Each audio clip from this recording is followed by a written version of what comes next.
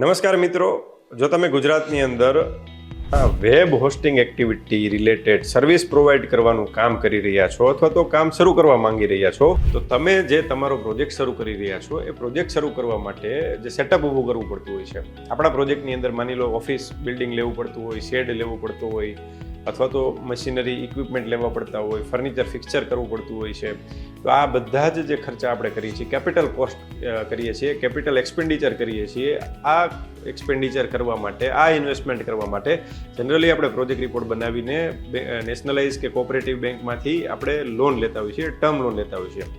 જો આ term loan તમે તમારા પ્રોજેક્ટ માટે લીધેલી છે અથવા તો લેવાનું વિચારી રહ્યા છો, તો તમને એમાં 5% 5 વર્ષ માટે, 6% 6 વર્ષ માટે અને 7% 7 વર્ષ માટે એવી રીતે ઇન્ટરેસ્ટ સબસિડી મળે છે. ચાલો સમજીએ આપણે એ કેવી રીતે મળે છે. જે તમારા પ્રોજેક્ટનું લોકેશન છે એ લોકેશન ઉપર આ બધું આધારિત હોય છે. આ લોકેશનની વિગત પણ તમને હું સમજાવી દઉં છું. ગુજરાત આત્મનિર્ભર સ્કીમ 2022 અંતર્ગત ગુજરાતના અલગ અલગ તાલુકાઓને અલગ અલગ કેટેગરીમાં ડિસ્ટ્રીબ્યુટ કરેલા છે. જેમ કે આપણે કેટેગરી 1, 2 અને 3 એવી રીતે કરેલા છે. માની લો કે તમે રાજકોટ તાલુકા અને રાજકોટ જિલ્લા, રાજકોટ સિટીની વાત કરો છો તો એ કેટેગરી 3માં આવે છે. ગોંડલ તાલુકો અને એની વાત કરો છો તો કેટેગરી 2માં આવે છે. પણ ચોટીલાની વાત કરો છો તો ચોટીલા તાલુકો જે છે એ કેટેગરી 1માં આવે છે. ઇન્ટરેસ્ટ સબસિડી જે છે એ ડિપેન્ડ કરે છે કે તમે કયા તાલુકાની અંદર, કઈ કેટેગરીના તાલુકાની અંદર તમે તમારું યુનિટ શરૂ કરી રહ્યા છો, એના ઉપર તમને સબસિડી મળશે. આ એક્ઝામ્પલમાં આપણે સમજ્યા ચોટીલા, ગોંડલ અને રાજકોટની વાત કરીએ તો જો તમે રાજકોટની અંદર સર્વિસ યુનિટ ચાલુ કરો છો, જે આપણે વાત થઈ એ મુજબ, તો તમને 5% ઇન્ટરેસ્ટ સબસિડી 5 વર્ષ માટે મળે છે. ગોંડલની અંદર કરો છો તો 6% ઇન્ટરેસ્ટ સબસિડી 6 વર્ષ માટે મળે છે. અને એ જ વસ્તુ ચોટીલાની અંદર તમે શરૂ કરો છો તો 7% ઇન્ટરેસ્ટ સબસિડી 7 વર્ષ માટે મળે છે. તો આવી રીતે તમે જે તમારું યુનિટ શરૂ કરી રહ્યા છો એમનું લોકેશન સિલેક્શન કરવું એ પણ મહત્વનો ભાગ હોય છે. અને આની અંદર તમને આ પ્રકારની સબસિડી મળતી હોય છે.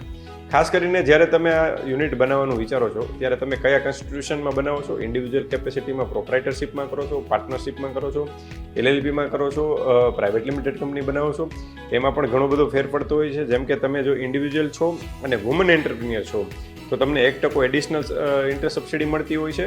તમારી એજ 35 વર્ષથી નીચેની છે તો પણ તમને 1% એડિશનલ સર્વિસ ઇન્ટરેસ્ટ સબસિડી મળતી હોય છે. જેમ કે તમને 5% મળવાપાત્ર છે રાજકોટની અંદર, તો એ 5% વાળા વુમનના કેસમાં 6% થઈ જાય અને એ વુમન 35 વર્ષથી નીચે હોય તો 7% થઈ જાય. મેલ કેન્ડિડેટ હોય, મેલ એન્ટરપ્રિન્યોર હોય અને એ કરે છે 35 વર્ષથી નીચે છે તો એમને પણ 5% પ્લસ 1% મળે છે. LLP કે પ્રાઇવેટ લિમિટેડ કંપનીને DPIITનું રજિસ્ટ્રેશન એટલે કે સ્ટાર્ટઅપનું રજિસ્ટ્રેશન કરીને જો તમે શરૂ કરો છો તો એવા કેસમાં પણ 1% એડિશનલ તમને મળતો હોય છે. આ ઘણા બધા પ્રકારે તમે ઇન્ટરેસ્ટ સબસિડીનું પ્લાનિંગ કરી શકો છો અને વધુમાં વધુ ઇન્ટરેસ્ટ સબસિડીનો તમે 5%થી લઈને આમ કેલ્ક્યુલેટ કરો તો 9% સુધીનો લાભ લઈ શકો છો. પણ મેક્સિમમ જે તમે લાભ લ્યો છો એ બાદ કરતાં જે તમારી ટર્મ લોન છે એમાંથી 2% ઇન્ટરેસ્ટ તો તમારે ભોગવવું પડે છે. એટલે કે 10%ની લોન હોય તો વધુમાં વધુ 8% ઇન્ટરેસ્ટ સબસિડી લઈ શકાય. તો આ ઇન્ટરેસ્ટ સબસિડીની આપણે વાત કરી. આની અંદર ખાસ જોવું એ પડે કે જે તમે ટર્મ લોનનું ઇન્સ્ટોલમેન્ટ પે કરો છો અને એની અંદર જે ઇન્ટરેસ્ટ પે કરો છો એ ઇન્ટરેસ્ટ જ તમને સબસિડી તરીકે પાછું મળશે. પેનલ ઇન્ટરેસ્ટ કે અધર ચાર્જિસ પેમેન્ટ કરેલા હશે તો એ નહીં મળે. તમે જો ડિફોલ્ટ કર્યો છે કે ભાઈ કોઈ કારણોસર હપ્તા નથી ભરી શક્યા, ડિફોલ્ટ થયેલો છે, તો ડિફોલ્ટ પીરિયડનું ઇન્ટરેસ્ટ છે એ પણ સબસિડી રૂપે તમને પાછું મળશે નહીં.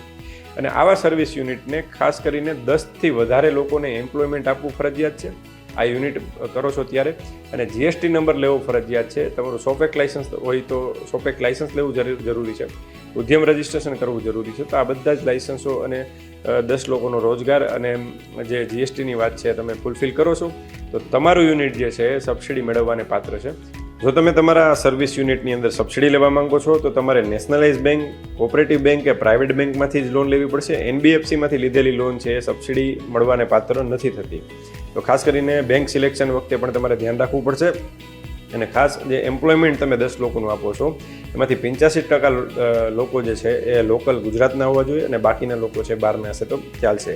સાથે સાથે તમારે જે એપ્લિકેશન કરવા માટે તમારી પાસે જે ટાઈમલાઈન છે એ એવી હોય છે કે તમારું ફર્સ્ટ ડિસ્બર્સમેન્ટ થાય છે લોનનું, પહેલો હપ્તો લોનનો ઉપાડો છો ત્યારથી 1 વર્ષની અંદર, અથવા તો પહેલું બિલ સર્વિસ પ્રોવાઈડ કરવાનું ચાલુ કરો છો અને સર્વિસ રેન્ડરિંગનું કામ ચાલુ કરો છો એટલે ત્યારથી જે પહેલું બિલ બને છે, પહેલું બિલ અથવા તો ફર્સ્ટ ડિસ્બર્સમેન્ટ બેમાંથી જે મોડું હોય એના 1 વર્ષની અંદર તમારે અરજી કરવાની હોય છે.